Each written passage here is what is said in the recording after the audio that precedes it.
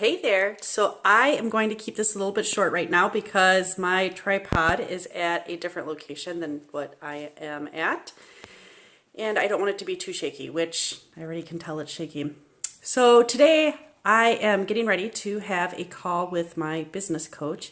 And I thought that would be a fantastic topic. Hiring coaches, trainers, people who can help us get beyond ourselves, as well as seeing our blind spots. And why is it that we tend to be incredibly reluctant to pay these professionals?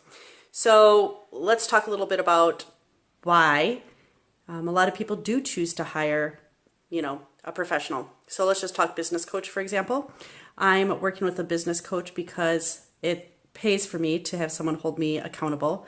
And yes, I can absolutely hold myself accountable. Anyone who's familiar with Gretchen Rubin's book, I can't remember the title of it. I'll look it up and I'll put it in the notes. I want to say it's like I'm not even going to try to guess. And I apologize for the shaking. I don't really even have a way to stabilize my arms very well. So the 4 Tendencies, I think is the name of the book, Gretchen Rubin's book. I will put the link in the notes on this video, on the description. She talks about the 4 different types of people. And I know without a doubt that I'm an obliger, which means that if I know that I have someone else holding me accountable to do something, I am way more likely to do it. I do not treat commitments with myself in the same manner. And so that tends to be one of the things that happens with an obliger. So for me, having a coach helps hold me accountable.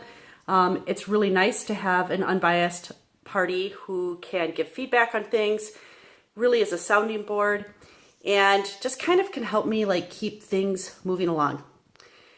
Kind of the same thing with personal investment advisors, financial planners, things of that nature. We don't know what we don't know. And one of the podcasts I listened to, Choose FI, I actually recently heard them take that particular quote one step further, and I thought, wow, they're right. That's really good. So Choose FI, on that podcast that I was listening to, they said, you don't know what you don't know until you do. And so there's the oblivious aspect of things, and then there's the awareness. So with hiring professionals, if this is something that they do day in and day out, it's probably a field that they're continuing their education in. They probably read up on because they want to offer the absolute best possible service. So that expertise can be so incredibly beneficial. So today, just kind of want you to think a little bit about who could you hire, who could be in your corner. If you don't have a lot of money, maybe it's someone you can barter with, offer your services in exchange. But sometimes doing it alone just really isn't the thing to do, and things can be catastrophic, things can cause injury, things can cost money. And maybe tomorrow, I actually think I will. Let's dig a little bit deeper into the costs of not hiring the right professional to help you out. So today, I'm getting ready to go meet with my business coach. I've been working with this particular lady for well over a year.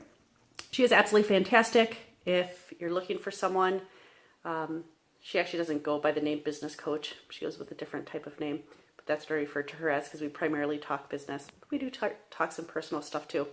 All right, have a fantastic day, my friends. See you tomorrow.